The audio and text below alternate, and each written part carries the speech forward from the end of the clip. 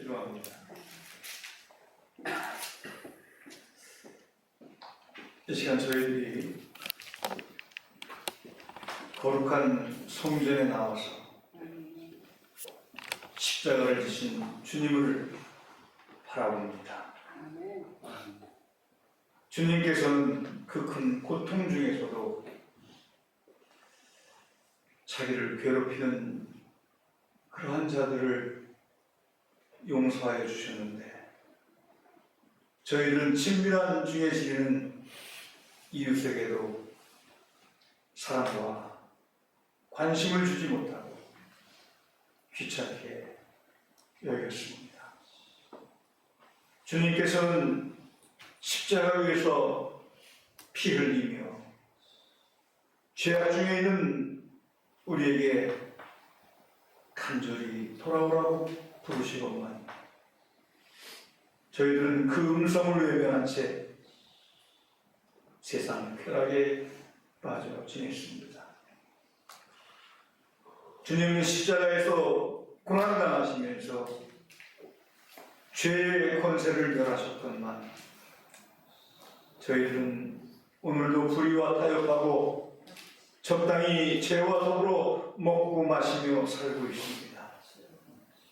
예수님께서는 십자가에서 죽기까지 하나님 아버지께 순종하셨건만 저희들은 오늘도 하나님의 뜻을 거역하며 불순종하고 있습니다. 주여, 우리 이 연약함을 불쌍히 보시고 이 모든 죄를 용서하여 주시옵소서. 오늘도 종을 단위에 세우시고 말씀의 대원자로 세워주심을 감사를 드립니다.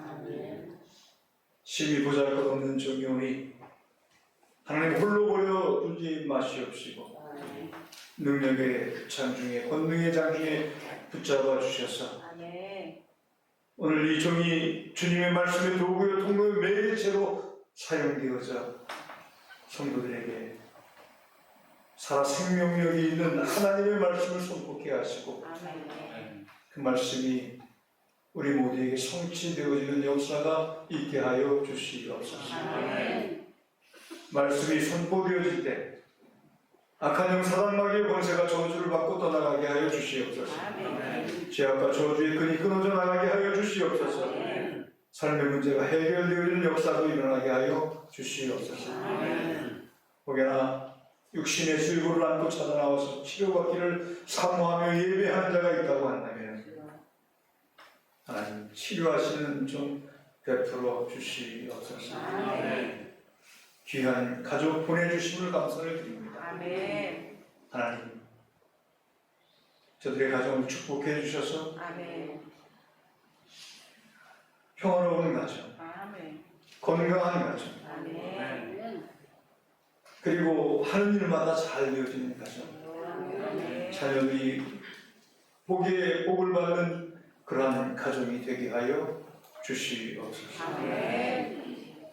거룩하신 우리 구주 예수 그리스도 이름 받들어 간절히 기도하옵나이다. 아멘. 사순절 세 번째 주일입니다. 이 세 번째 주일을 맞이하여 예수님의 고난 당하심을 함께 묵상하며 예배하는 고산의 지체들에게 하나님이 허락하시는 은혜가 넘쳐나는 그런 한 주간의 삶이 되어줄 수 있기를 축원합니다. 오늘 봄비가 촉촉히 내리고 있습니다. 봄은 만물이 소생하는 계절이라고 이렇게 표현들 많이 합니다. 여기저기에 파릇파릇한 새싹들이 돋아나고 여기저기서 지저귀는 새소리를 듣게 되어집니다. 이 모든 것들이 생명의 신비를 느끼게 하는 그러한 계절이 아닌가라고 하는 생각을 합니다. 그런데 성경에서는요, 생명의 근원이 피에 있다, 피에 있다, 이렇게 말씀을 하고 있습니다. 그리고 더 나아가서 성경 전체가 우리 인간에게 참 생명을 주시려고 피 흘려 돌아가신 우리 구주 예수 그리스도, 그분의 피에 대해서 언급하고 있다는 사실을 우리는 익히 잘 알고 있습니다. 스가랴서 9장 11절 12절의 말씀에 가서 보면 내 언약의 피로 말미암아 내가 내 갇힌 자들을 물없는 구덩이에 놓았나니 갇혀있으나 소망을 품는 자들아 너희는 요새로 돌아올지니라. 내가 오늘날에도 이르노라. 내가 내게 갑절이나 갚을 것이라. 이렇게 기록하고 있습니다. 이 스가랴서 9장 11절 12절의 말씀에서 보면 요새로 돌아오라 이렇게 표현하고 있습니다. 여기서 요새로 돌아오라고 표현하고 있는 이 말씀, 요새는 과연 무엇인가 라는 겁니다. 요새, 이것은 교회를 의미하는 겁니다. 요새로 돌아오라. 교회는 그럼 과연 무엇입니까? 예수 그리스도의 피를 믿고 모인 무리들이 그 피를 증거하는 역할을 하는 것이 바로 교회라는 겁니다. 그래서 예수 그리스도의 피를 믿고 그것을 증거하는 자들에게 하나님께서는 갑절이나 갚아줄 것이다. 이렇게 말씀하고 있습니다. 그리고 오늘 우리가 함께 봉독했던 마태복음 26장 28절의 말씀에 보면 이것은 죄사함을 얻게 하려고 많은 사람들을 위하여 흘리는 바 나의 피 곧 언약의 피라. 실로 그리스도의 피란 우리 성도들에게 매우 중요한 의미를 주는 것으로서 우리는 그것을 첫째로 항상 기억해야 합니다. 따라합시다. 예수 그리스도의 피를 항상 기억해야 합니다. 그것을 꼭 기억할 수 있는 신앙인들이 되어질 수 있기를 축원합니다. 그리고 두 번째로는 예수 그리스도의 피를 우리는 바르게 이해해야 합니다. 과연 예수 그리스도의 피가 의미하는 것이 무엇인가? 그것이 우리에게 가져다주는 결과가 무엇인가? 그것을 바로 이해할 수 있어야 합니다. 그리고 세 번째로는 우리는 예수 그리스도의 피에 대해서 굳게 믿고 의지하는 삶을 살아야 한다는 겁니다. 저는 그래서 우리 고산의 지체들이 예수 그리스도의 피에 대해서 항상 기억하고 바르게 이해하고 그것을 굳게 믿고 나아가는 성도들이 다 되어질 수 있기만을 우리 구주 예수 그리스도의 이름으로 간절히 축원합니다. 그래서 오늘 우리는 그러한 그리스도의 피에 대해서 기본적으로 대세되어야 할 진리를 몇 가지 살펴보고자 하는 겁니다. 그래서 우리가 오늘 함께 생각해보고 받아들여야 할 내용 세 가지는 그리스도의 피가 있어야 되어지는 배경에 대해서, 왜 그리스도의 피가 있어야 하는가 라는 부분에 대해서 생각을 해보고요. 그리고 두 번째로는 그 그리스도의 피가 우리에게 주는 의미가 무엇인가. 그리고 세 번째는 우리가 그 피를 믿음으로 말미암아 받아들이게 되어지는 믿음의 결과가 무엇인가를 생각해 보면서 이 시간 함께 은혜를 나누고자 합니다. 할렐루야. 아담 이후의 모든 인생들은 죄의 덫에 걸리게 되어진 것이죠. 원죄라는 것이죠. 이 죄의 굴레를 벗어날 사람은 아무도 존재하지 않습니다. 뿐만 아니라 자기 스스로 짓는 자범죄에 빠져서 오늘 스가랴에서 말씀하는 물 없는 구덩이에 빠진 존재가 되어진 사람들이 우리라는 얘기입니다. 저와 여러분이라는 얘기예요. 물 없는 구덩이에 빠져서 도저히 헤어나올 수 없는 상태에 놓인 자들이 저와 여러분이라는 얘기죠. 사람들이 스스로의 노력으로 그 구덩이에서 나오려고 애를 써보지만 그 구덩이를 헤치고 나올 수 있는 존재는 이 땅에 한 사람도 없다는 겁니다. 죄가 들어온 결과로 말미암아 죄의 부패성에 갇혀버린, 그래서 그것의 지배를 받음으로 말미암아 결코 자유로울 수 없는 삶을 살아갈 수밖에 없는 그러한 존재들이 되어져 버리고 말았다는 겁니다. 우리 모두가 이 피할 수도 없고 위로받을 수도 없고 헤어날 수도 없는 죄와 사망의 깊은 구렁텅이에서 빠져나올 자는 아무도 없고 오히려 죄의 종이 되어져서 죽음의 종이 되어져서 사단이 되어져서 그렇게 살아갈 수밖에 없는 인생이 우리네들이라는 것이죠.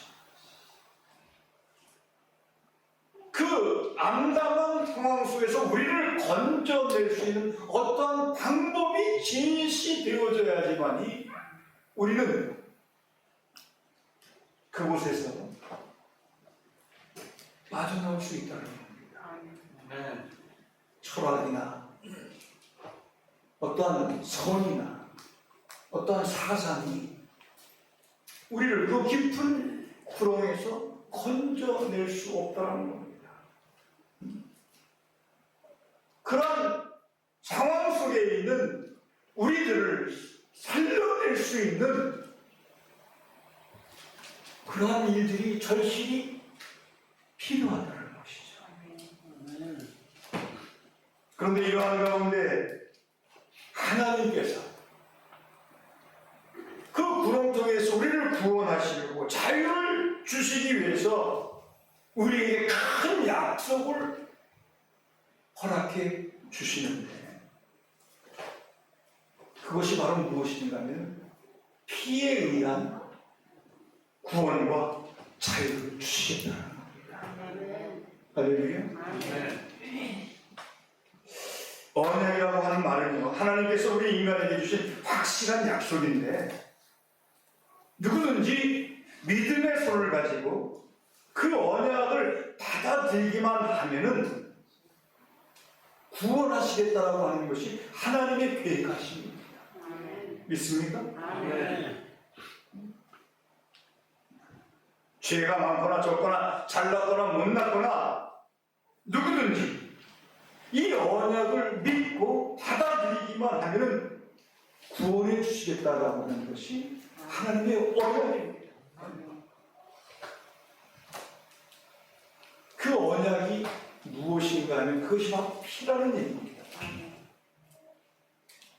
피로서 우리의 모든 죄를 씻어주시고 어떠한 죄인이라도 구원해 주시겠다는 것이죠. 할렐루야.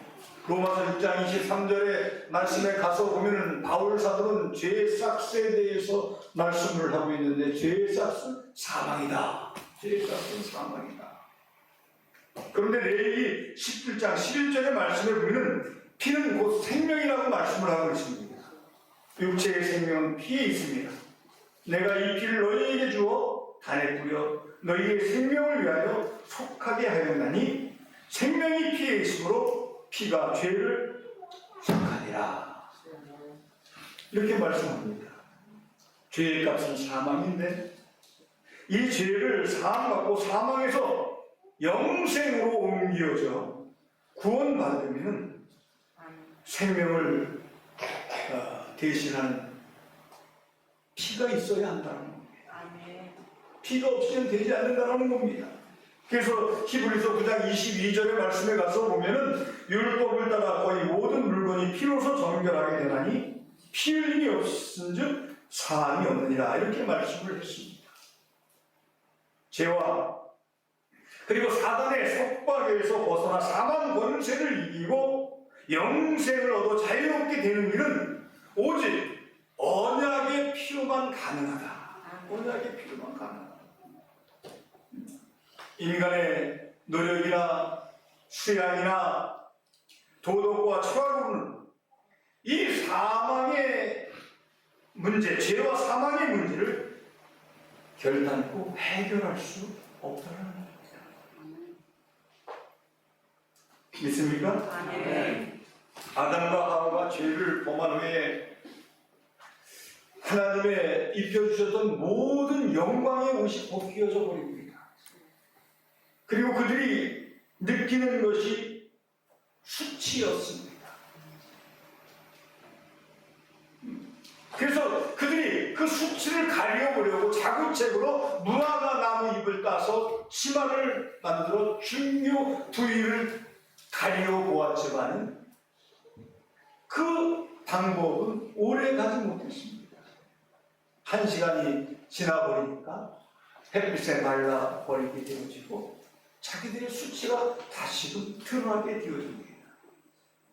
그러한 그들에게 하나님께서 친히 동산의 양을 잡아서 그것을 희생해서 양의 가죽으로 치마를 해서 만들어서 그들에게 입히게 되어집니다.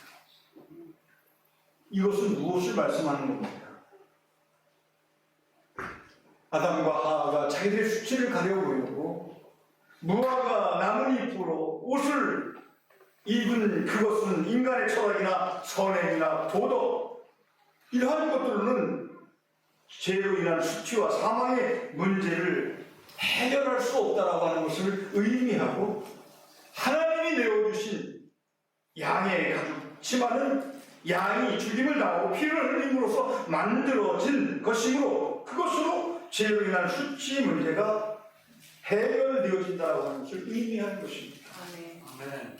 결국 이는 하나님의 어린 예수 그리스도의 피를 믿음으로써만이 죄의 문제를 해결하고 의롭다고 하는 칭호를 받을 수 있다는 겁니다. 아멘. 여러분, 가인과 아벨이 함께 하나님 앞에 제사를 드렸습니다. 근데 하나님께서 가인의 제사는 받지 아니하시고 아벨의 제사만 받으셨어요. 하나님이 왜 가인의 제사는 받지 않으셨을까요? 그리고 하나님께서 왜 아벨의 제사를 받으셨을까요? 가인의 제사는 식물로 되는 피가 없는 제사였기 때문에 하나님이 받으시지 아니하신 것이고 아벨의 제사는 양을 잡아 드린 피를 흘리는 제사였기에 하나님께서 아벨의 제사를 받아들인 것이죠. 아벨은 그것을 알고 있었던 거예요. 하나님 앞에 피 없는 제사는 받아들여지지 않는다라고 하는 것을 아벨은 알았기에 그렇게 제사를 드림으로 하나님이 아벨의 제사를 받아주셨다는 것이죠. 할렐루야. 애굽에서 종살이를 하던 이스라엘 백성이 풀려날 때 하나님께서 애굽 땅에 내린 마지막 재앙이 무엇이었습니까? 동물의 첫 새끼, 가정의 첫 아이 다 죽게 하는 재앙을 하나님께서 애굽 땅에 내리셨어요. 애굽 땅에 내리셨어요.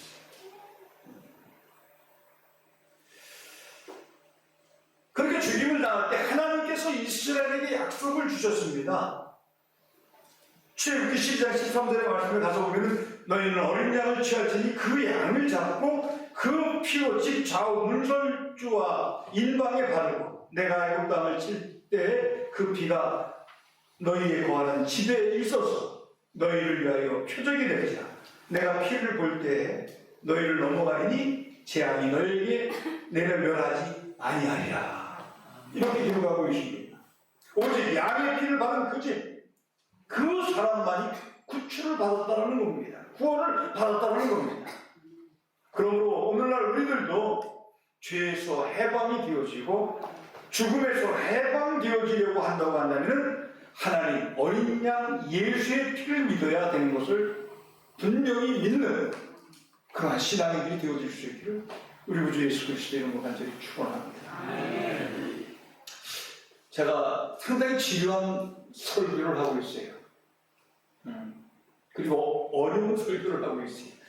그런데 졸지 않고 이렇게 다 길을 전부 세우고 듣는 것 보면 우리 고산 중학교 성도들은 수준이 있는 분들인 것 같아요. 아니에요? 저는 그렇게 생각합니다.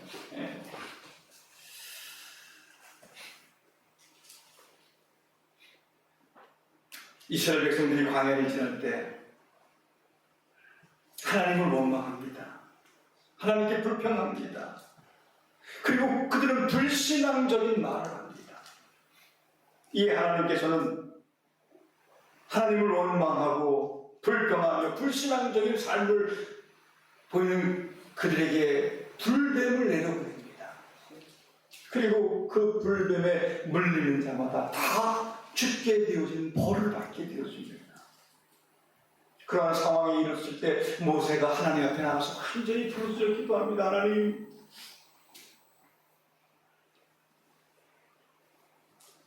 불뱀에 물렸을지라도 구원받을 수 있는 방법을 가르쳐 주시옵소서. 간절히 백성을 위해서 모세가 기도합니다. 그때 하나님께서 모세에게 그렇게 이야기합니다. 노뱀을 만들어서 장대에다가 높이 들리우고 그것을 바라보는 자는 노뱀에 물렸을지라도 그 생명을 잃지 않고 구원받게 되어질 것이라고 하는 것을 말씀합니다. 그래서 모세는 하나님 시킨 대로 노뱀을 만들어서 장대에다가 높이 들었습니다. 그것을 바라보는 자들은 다 구원함을 받았습니다. 그러나 자만하고 자고하고 그게 있을 수 있는 일이냐 이렇게 생각하며 그것을 바라보지 않는 자들은 다 죽게 되어져 버리고 말았다는 겁니다. 한편 예수님께서 요한복음 3장 14절의 말씀에 가서 보면은 모세가 광야에서 뱀을 든 것 같이 인자도 들려야 하리니 이는 저를 믿는 자마다 영생을 얻게 하려 하심이니라 라고 말씀했습니다. 그리고 모세가 노뱀을 든 것처럼 죄 없으신 예수님께서 십자가에 높이 달리셔서 언약의 피를 흘려주심으로써 우리가 죄사함을 받고 죽음에서 생명으로 옮겨지는 일이 이루어지게 되어진 것입니다. 아멘. 할렐루야. 아멘. 그러므로 이제는 누구든지 예수 그리스도를 믿음으로 바라보고 그 예수 그리스도의 십자가의 피 공로를 믿게 되어지는 죄에서 사함을 받고 사망에서 해방을 받아 영생을 얻게 되어지는 것을 믿는 저와 여러분이 되어지실 수 있기를 축원합니다. 아멘. 이스라엘 백성들이 여리고를 침공하려고 정탐꾼을 먼저 들여보내었습니다. 근데 그 정탐꾼들이 여리고인들에게 발각되어지고 맙니다. 그래서 그들이 도망하게 되어지죠. 도망하다가 허름한 주막집으로 피하게 되어졌는데 그 집이 바로 기생 라합의 집이었습니다. 그때 기생 라합이 정탐꾼을 숨겨주었어요. 그러자 정탐꾼들이 그 기생 라합에게 약속하기를 머지않아 우리가 이 여리고성을 침공해 올 것이다. 근데 너희 집 창문에 빨간 천을 들이울 것을 이야기합니다. 그리고 정탐꾼들은 돌아와서 그 백성들에게, 이스라엘 백성들에게 이러한 일이 있었고 기생 라합의 집에서 자기를 직접 보호해 주었다는 것을 이야기하면서 빨간 천이 드리워져 있는 그 집은 살려둘 것을 이야기하게 되어집니다. 그래서 기생 라합은 자기의 친지들을 다, 가족들을 다 자기 집에 모이게 하게 하고 빨간 천을 들였을 때 이스라엘 백성들이 여리고성을 함락할 때 그 집을 지켜주고 보호해 주었다라는 겁니다. 그래서 기생 라합의 집에 들어온 사람들은 다 죽지 않고 구원함을 받게 되어졌다. 이 붉은 줄은 무엇입니까? 이것은 무엇을 의미하는 것일까요? 이것의 영적인 의미는 언약의 피예요. 언약의 피. 예수 그리스도의 피를 믿음으로 구원받는다고 하는 사실을 의미하고 있는 겁니다. 기생 라합은 창문에다 붉은 줄로 들이우면 살리라 하는 그것을 그대로 믿고 순종했음으로 말미암아 살게 되어졌다는 겁니다. 여러분 기억하시기 바랍니다. 오늘날도 성경에 기록된 대로 언약의 피, 예수 그리스도의 피가 우리의 구원이 된다는 것을 그대로 믿고 순종할 수 있는 신앙인들이 되어질 수 있기를 축원합니다. 할렐루야.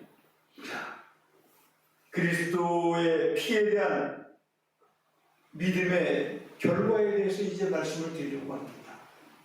요한복음 6장에 보면 예수께서 오병이어로 5,000명을 먹이신 이후에 그것을 본 많은 무리들이 예수님의 영생의 말씀을 들으려고 예수님을 따르는 것이 아니라 보리떡 덩어리 하나라도 더 얻어 먹으려고 예수님을 쫓는 내용이 기록되어져 있습니다. 그때 예수님께서는 그들에게 그렇게 이야기를 합니다. 너희는 썩을 양식을 위하여 일하지 말고 영생하도록 있는 양식을 위하여 하라 라고 요한복음 6장 27절에 말씀을 하고 있습니다. 그랬더니 우리들이 묻기를 우리가 어떻게 해야 하나님의 일을 하오리까? 이렇게 예수님께 대묻습니다. 그랬더니 예수님께서 말씀하시기를 하나님이 보내신 자를 믿는 것이 바로 하나님의 일을 하는 것이다. 하나님이 보내신 자를 믿는 것이 하나님의 일을 하는 것이다. 이렇게 말씀을 하셨습니다. 바로 예수 그리스도를 믿는 것이, 예수 그리스도가 하나님이 보내신 자임을 믿고 나아가는 것이 바로 하나님의 일을 하는 것이다 라는 겁니다. 요한복음 6장 53절에 보면 예수께서 이르시되 내가 진실로 진실로 너희에게 이르노니 인자의 살을 먹지 아니하고 인자의 피를 마시지 아니하면 너희 속에 생명이 없느니라. 내 살을 먹고 내 피를 마시는 자는 영생을 가졌고 마지막 날에 내가 그를 다시 살리리라. 이렇게 말씀을 하셨습니다. 예수의 살과 피를 먹고 마신다는 것은 다른 것이 아니라 영적으로 먹는 것, 곧 믿는 것을 말하는 겁니다. 예수 그리스도의 피를 믿는 것.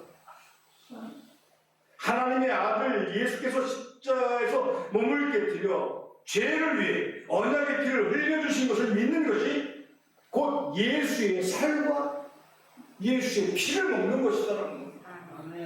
그러므로 요한복음 3장 16절 우리가 너무 잘 아는 말씀이죠. 하나님이 세상을 이처럼 사랑하사 독생자를 주셨으니 이는 저를 믿는 자마다 멸망치 않고 영생을 얻게 하려 하십니다. 이렇게 말씀을 하고 있습니다. 에베소 2장 8절에 보면 너희가 그 은혜를 인하여 믿음으로 말미암아 구원을 얻었나니 라고 말씀을 하고 있습니다. 이렇게 그리스도의 대속의 피를 참으로 믿는 자는 영생을 얻고 죄로부터 참 자유를 누리게 되어진다는 것입니다. 에베소 1장 7절의 말씀에 보면 우리가 그리스도 안에서 그의 은혜의 풍성함을 따라 그의 피로 말미암아 구속과 제사함을 받았느니 라고 기록하고 있습니다.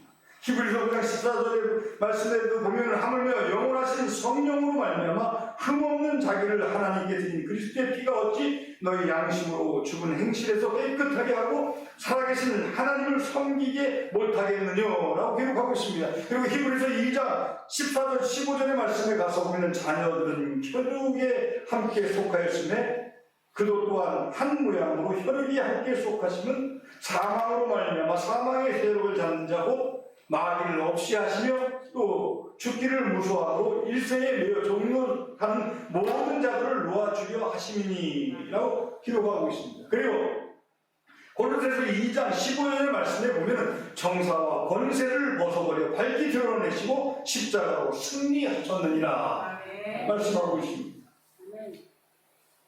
그렇습니다. 죄의 결과로 말미암아 죄의 종노릇을 하고 마귀의 종노릇 하다가 멸망받아 지옥에 가야 할 우리를 위해서 예수님께서 이 땅에 오셔서 그 죄값을 대신 치루어 주시기 위해서 피 흘려 주셨다는 겁니다.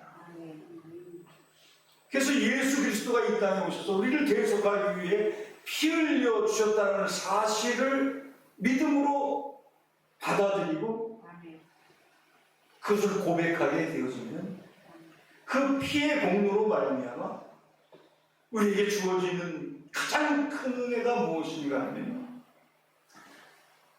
죄와 사망의 권세 아래에서 자유함을 얻고 영생을 누리게 되어진다는 겁니다. 아멘. 할렐루야. 아멘. 예수의 피를 믿습니까? 아멘. 예수의 피를 믿습니까? 아멘. 그것을 아멘으로 받아들인 여러분들은 더 이상 죄와 사단의 종이 아니라는 겁니다. 아멘. 여러분들은 죄와 사망의 권세에서 자유함을 누리는 존재가 되어졌다는 겁니다. 아멘. 이 믿음을 잃어버리시면 안 돼요. 아멘. 이 믿음을 고이 간직할 수 있는 신앙인들이 되어질 수 있기를 축원합니다. 아멘. 여러분에게 영생이 주어졌다는 사실, 아멘. 피 공로로 말미암아 영생이 주어졌다는 사실을 기억할 수 있기를 축원합니다. 아멘.